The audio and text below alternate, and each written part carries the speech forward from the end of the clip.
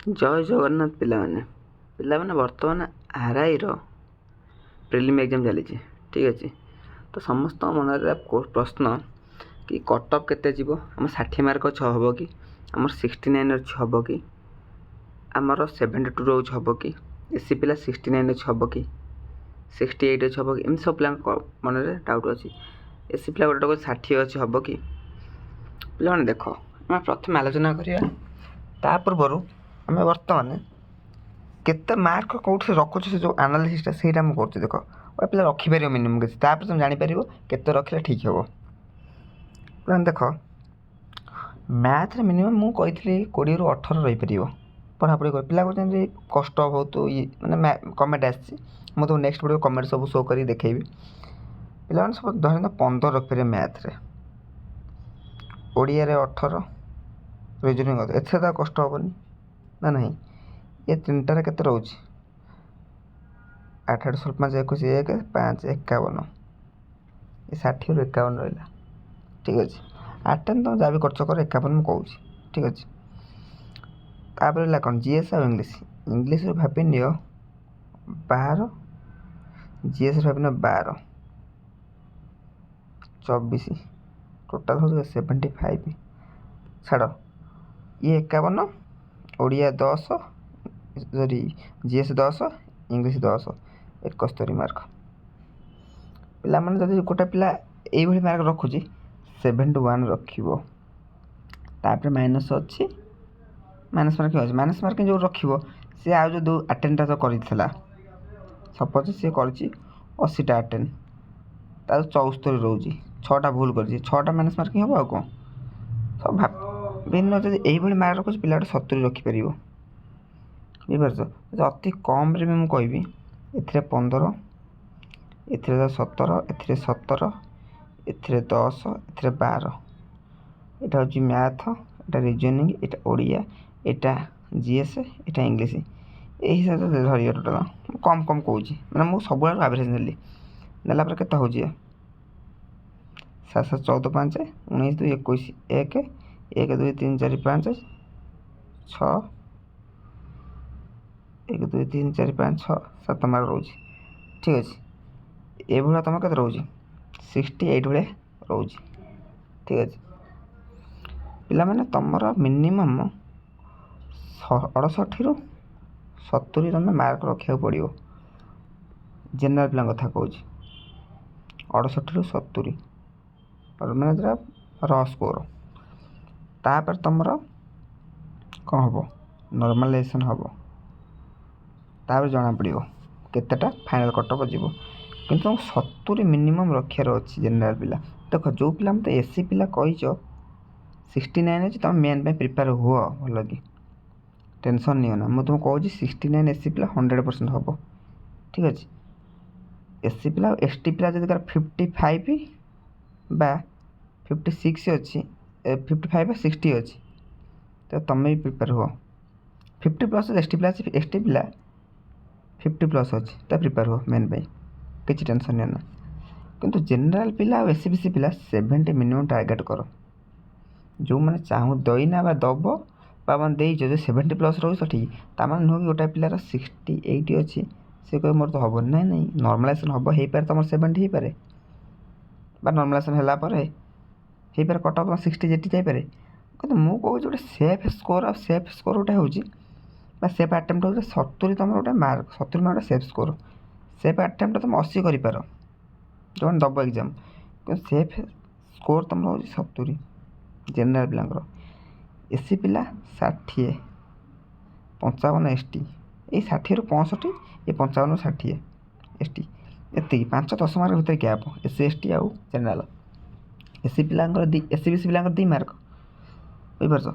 ତେଣୁକରି ତୁମେ ଯଦି 68ରୁ 75 ରଖୁଛ, ତୁମେ ସେଫ୍ ଅଛ।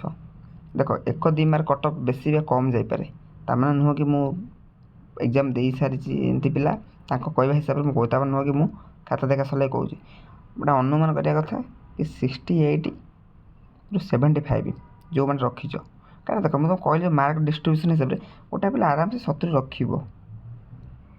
ଠିକ୍ ଅଛି, ତେଣୁ 70ଟା କହିବା କଥା, କାହିଁକିନା 5000 ବୁଝିପାରୁଛ 5000 କହିଲି କେତେ ତୁମର ଆର୍ଆଇ ପୋଷ୍ଟ ଅଛି ତୁମ 2000 ସମଥିଙ୍ଗ ଟୋଟାଲ୍ ଆର୍ଆଇ ପୋଷ୍ଟ ଅଛି ସେଇ ହିସାବରେ 5 ଗୁଣା ପିଲା ନେବ 5 ଗୁଣା ପିଲା ନେବ ତ ସେଇ ହିସାବରେ ମାର୍କର ଡିଷ୍ଟ୍ରିବ୍ୟୁସନ୍ ହେବ ନା ବୁଝିପାରୁଛ ପିଲା ବି ଦେଉନାହାନ୍ତି ପିଲା ବହୁ ପିଲା ଏକ୍ଜାମ୍ ଦେଉନାହାନ୍ତି କାରଣ ଡିସେମ୍ବର 2023ରେ ଆସିଥିଲା ଆସେ ଡିସେମ୍ବର 2025 2 ବର୍ଷ ଭିତରେ ପିଲା ଯିଏ ବି ପକେଇଥିବେ ଚାକିରି ବାକିରି ପଳେଇବେନି କହିବେ କ'ଣ ଆଉ ଏକ୍ଜାମ୍ ଆମେ ଦେବୁ ଚାକିରି କରିବୁ କେବେ ତ ପଳେଇବେନି କିଛି ଆଉ ଯେତିକି ପିଲା ରହିଲେ ସେଇମାନେ ଏକ୍ଜାମ୍ ଦେଉଛନ୍ତି ତୁମେ ମାନେ ଭାବି ଚାଲ ଯଦି ପିଲା 70ରୁ 80% ପିଲା ଏକ୍ଜାମ୍ ଦେଉଥିବେ ବୁଝିପାରୁଛ ସେମାନେ ଅଧା ପିଲା ପଢ଼ୁନଥିବେ ତ ସେଇ ହିସାବରେ ତୁମେ 5ରୁ 8ରୁ 10,000 ପିଲା ବୋଧେ ଯିବ ନେବ କାହା ପାଇଁକା ମେନ୍ ପାଇଁକା ତ ସେଇ ହିସାବରେ ଧରିବାକୁ ଗଲେ ତୁମର SC ST ପିଲା ରହିବେ SC ପିଲା ରହିବେ SC BC ଜେନେରାଲ୍ ସବୁ ପିଲା ମିଶିକି ରହିବ ତ ତୁମେ ଭାବିନିଅ ଯଦି 68ରୁ 75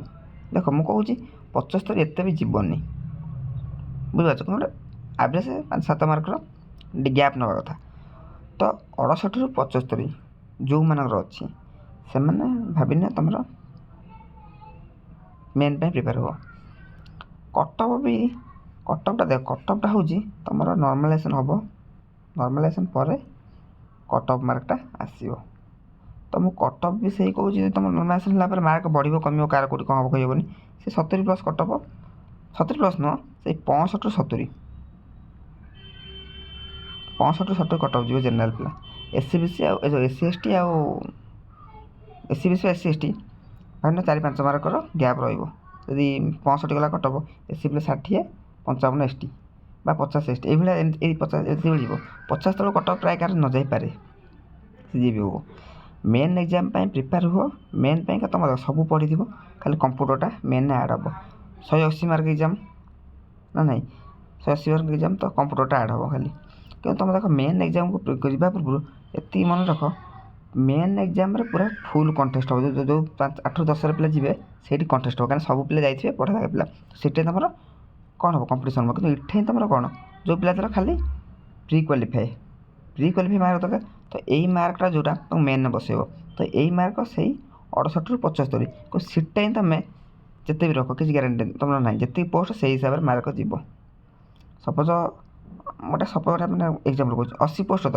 ତୁମେ 180 ପିଲା ଯାଇଥାଅ ତୁମେ 80 ପିଲା ଯିବ କଟଅଫ୍ ତ କିଛି କହିହେବନି ଯଦି ତୁମେ 80 ପିଲା 60 ଲେଖା ରଖିଥିବେ ଆଉ ସବୁ ଆଉ 100ଟା ପିଲା 60 ତଳ ରଖିଥିବେ 60 ବି କଟଅଫ୍ ଯାଇପାରେ ବୁଝିପାରୁଛ କିନ୍ତୁ ସେଇଟା ହେଉଛି କ'ଣ ତୁମର ଡିପେଣ୍ଡ କରିବ ପୋଷ୍ଟ ହିସାବରେ କେତେ ମାର୍କ କଟଅଫ୍ ଯିବ କିନ୍ତୁ ଏଠି ତୁମର କ'ଣ 10,000 ପିଲା କି 8,000 ପିଲା ଯିବେ ସେଇ ହିସାବରେ ଯେତିକି ମାର୍କ ସେଥିରେ ମୁଁ କହୁଛି ସିନା 70 ହେଇପାରେ 65 ଯାଇପାରେ ତୁମର ନର୍ମାଲାଇଜେସନ୍ ହେଲା ପରେ ଜଣାପଡ଼ିବ ତେଣୁକରି ତୁମେ ଟେନସନ୍ ନିଅ ନା ଯେଉଁମାନେ 60 ମାର୍କ ରଖିଛ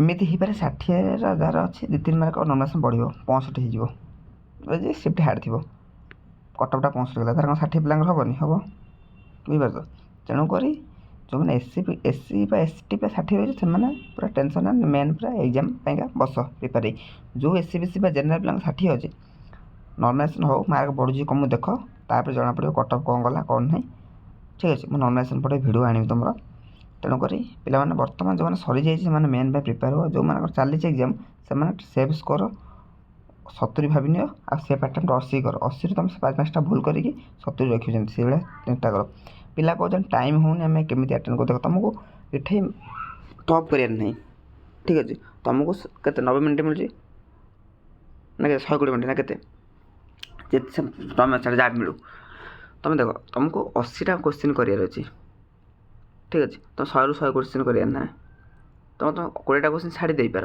ଯଦି 80 ଛାଡ଼ିଦେବ କିନ୍ତୁ 80ଟା କୋଶ୍ଚିନ୍ ଟାର୍ଗେଟ୍ କରିବାର ଅଛି ଯେଉଁ 80ଟା ଆସିବ ଆଉ ସେଇ 80ଟା କୋଶ୍ଚିନ୍ ହିଁ ତୁମକୁ ଟାଇମ୍ ଦେବାର ଅଛି ଆଉ ଯେଉଁ 20ଟା କୋଶ୍ଚିନ୍ ଛାଡ଼ିବ ସେ 20ଟା କୋଶ୍ଚିନ୍ ଟାଇମ୍ ଦେଇଦେଲ ଜାଣ ସମୟ ନଷ୍ଟ କାହିଁକିନା 20ଟା କୋଶ୍ଚିନ୍ ଛାଡ଼ିଲ ସେଥିପାଇଁ ଟାଇମ୍ ନଷ୍ଟ କଲ କିଛି ଫାଇଦା ହେଲା କି କିନ୍ତୁ ତୁମେ ଯେଉଁ 80ଟା କୋଶ୍ଚିନ୍ କରିବ ସେ 80ଟା କୋଶ୍ଚିନ୍ରେ ଟାଇମ୍ ଦେବ ଆଉ ସେ 80ଟା କୋଶ୍ଚିନ୍କୁ କରିକି ଆସିବ 20ଟା କୋଶ୍ଚିନ୍ ଛାଡ଼ିବ ସେ ଛାଡ଼ିଦେବ ଟାଇମ୍ ଦେବନି ପଢ଼ିଲା ଆସିଲେ ଛାଡ଼ିଲ ବାସ୍ ଏଇଭଳିଆ କରିକି ଆସିବ ଠିକ୍ ଅଛି ଯେଉଁମାନେ ଏକ୍ଜାମ୍ ଦେବ ତ ସେମାନଙ୍କ ପାଇଁ ଏତିକି ଆଉ ଯେଉଁମାନେ ଦେଇଯାଇଛ 65 ଅଛି ଟିକେ ପଢ଼ାପଢ଼ି କର ଦେଖ ପଢ଼ାପଢ଼ି ଥରେ କଲେ ତୁମ ପାଇଁକା କିଛି ଏମିତି ନୁହଁ କି ନଷ୍ଟ ହୋଇଯିବ ନେକ୍ସଟ PO ଆସିବ ପୁଣି RIର ବି ପୋଷ୍ଟ ଆସିଯିବ ବୁଝିପାରୁଛ କାହିଁକିନା ସେ ପେଣ୍ଡିଂ ପଡ଼ିଛି ବୋଲି ଆସିନି ନା 2 ବର୍ଷ ହେଇଗଲେ ଆସିକି ରିକ୍ରୁଟମେଣ୍ଟର ତ ପୁଣି RI ତୁମକୁ 26-27ରୁ 27 ଭିତରେ RI ଆସିବ ପୁଣି PO ଆସିବ RI ଆସିବ ଠିକ୍ ଅଛି ତେଣୁ ତୁମେ ପଢ଼ିଛ ତ କିଛି ଟେନସନ୍ ନାହିଁ ତ ତେଣୁ ପଢ଼ି ଚାଲ 65ରୁ 75 ବା 68ରୁ 75 65ରୁ 70 ବି ଧର ଯିଏ ରଖିଛ